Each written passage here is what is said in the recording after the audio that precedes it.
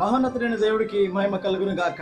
మన ప్రభువును ప్రియ రక్షకుడైన యేసుక్రీస్తు వారి పరిశుద్ధ నామంలో మీ అందరికీ శుభాభివందనాలు తెలియజేస్తున్నాను. అందరూ బాగున్నారు కదా ప్రియ దేవుని బిడ్డారా? ఈరోజు మనమందరము న్యూ ఇయర్ సెలబ్రేషన్ చేసుకుంటున్నాం కదా. ముందుగా మీ అందరికీ నూతన సంవత్సర శుభాకాంక్షలు తెలియజేస్తున్నాను. ప్రియ దేవుని బిడ్డారా, దేవుడు బైబిల్ గ్రంథంలో ఎన్నో వాగ్దానాలు మన కొరకు రాయించి ఉంచారు.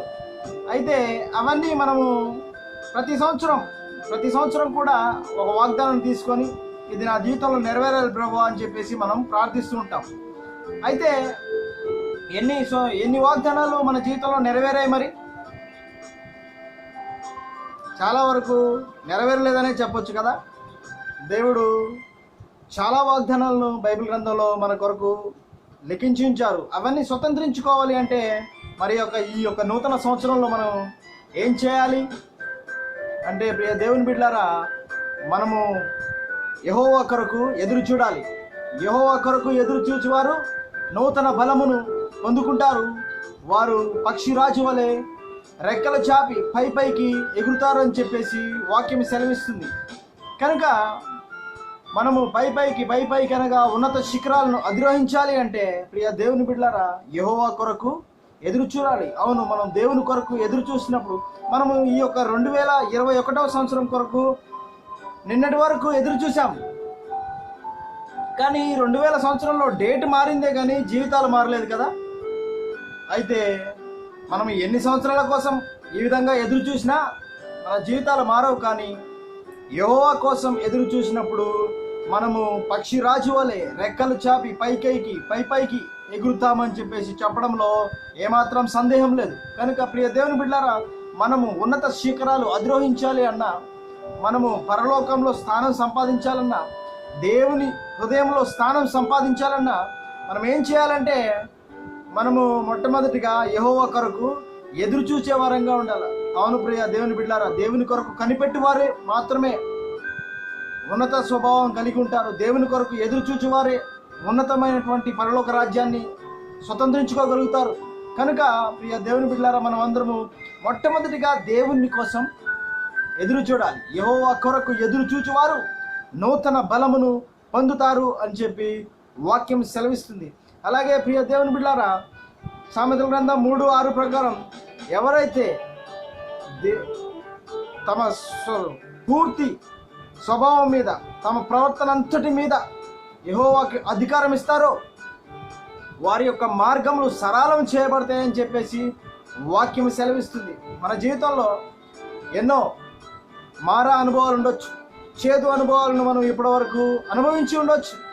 కానీ దేవుని బిడ్డలారా, దేవుడు సెలవిస్తున్నాడు, నీ యొక్క సమస్త ప్రవర్తన అంతటి మీద నాకు అధికారం ఇచ్చినట్లయితే నీ మార్గములను నేను సరళం చేస్తాం అని చెప్పి దేవుడు చెప్తున్నాడు. కనుక మన యొక్క సమస్త ప్రవర్తన అంతటి మీద, మన ఉద్దేశాలు, మన చిత్తాలు నెరవేర్చుకోకుండా మన యొక్క సమస్త ప్రవర్తన అంతటి మీద దేవుని చిత్తానికి మనము లోబడినట్లయితే, ఆయనకు అధికారం ఇచ్చినట్లయితే, దేవుడు మన మార్గములను సరళం చేస్తాను, సుగమం చేస్తాను నీ మార్గమును అని చెప్పేసి దేవాది దేవుడు సెలవిస్తున్నాడు.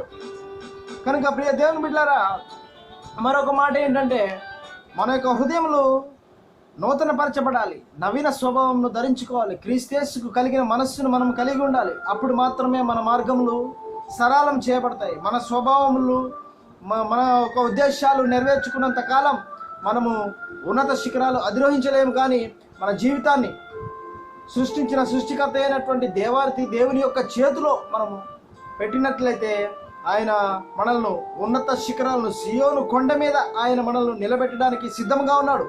కనుక ఆ ఉన్నత రాజ్యమైనటువంటి పరలోక రాజ్యంలో మనము స్థానం సంపాదించుకోవాలన్నా, దేవుని హృదయంలో మనము స్థానం సంపాదించుకోవాలన్నా, ప్రియ దేవుని బిడ్డలారా, మనము మన యొక్క సమస్త ప్రవర్తన మీద దేవునికి అధికారము ఇవ్వవలసిన వారమై ఉన్నాము.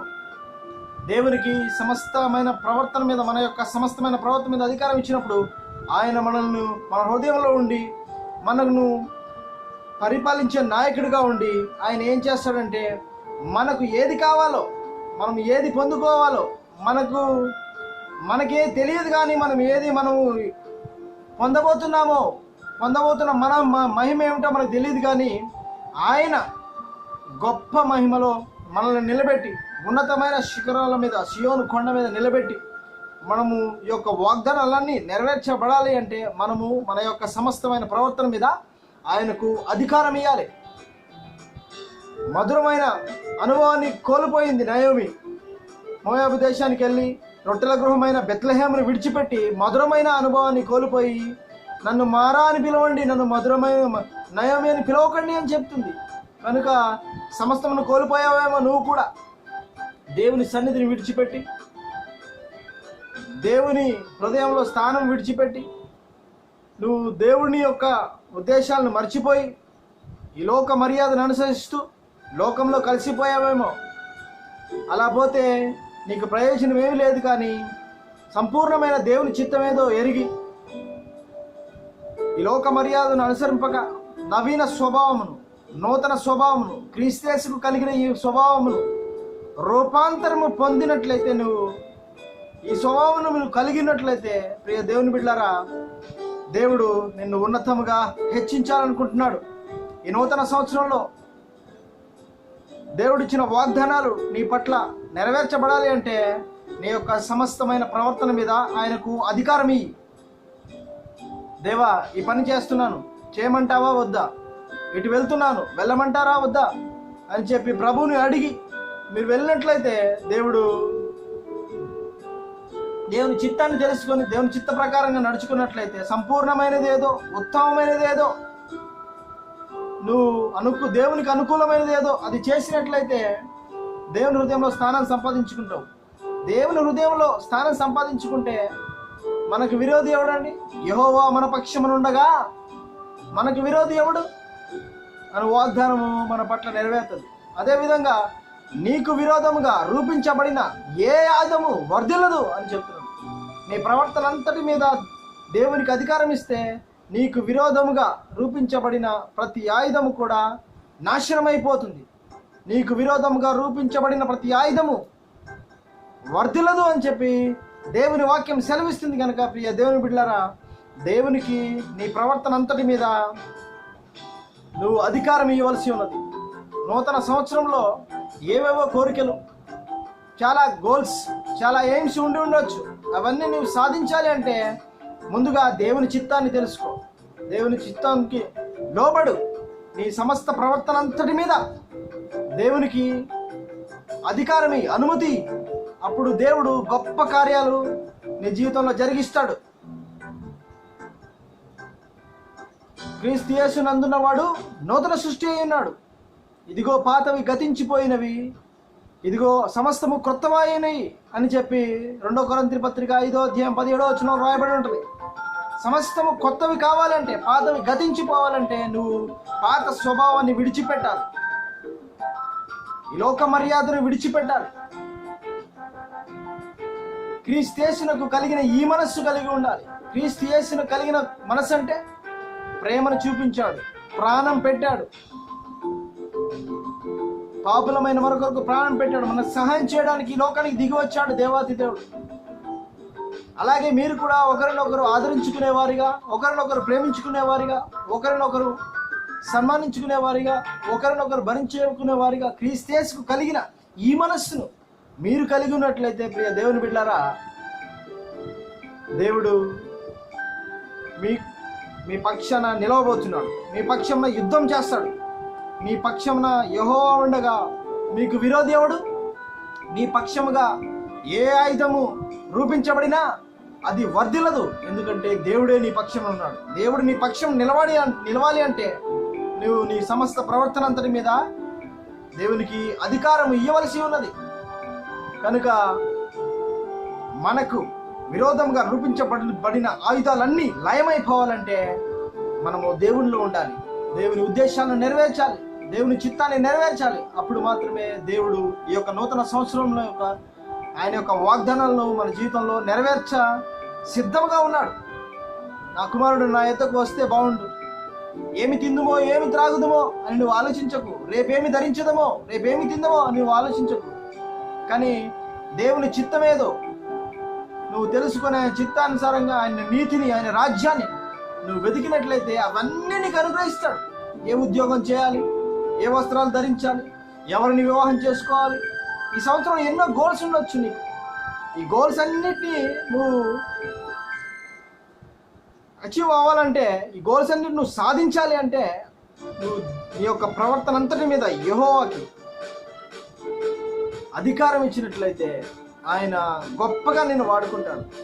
గొప్పగా నీ గోల్స్ని ఆయన నీకంటే, నీ ఆలోచనలు మన ఆలోచనల కంటే ఆయన ఆలోచనలు ఉన్నతమైనవి. మన ఆలోచనలు భూమి మీద ఉన్నాయి, ఆయన ఆలోచనలకు మన ఆలోచనలకు భూమికి ఆకాశానికి మధ్య ఎంత వ్యత్యాసం ఉందో అంత వ్యత్యాసం ఉందట. నువ్వు కోరుకున్న గోల్స్ కంటే ఉన్నతమైన శిఖరాలను, ఉన్నతమైన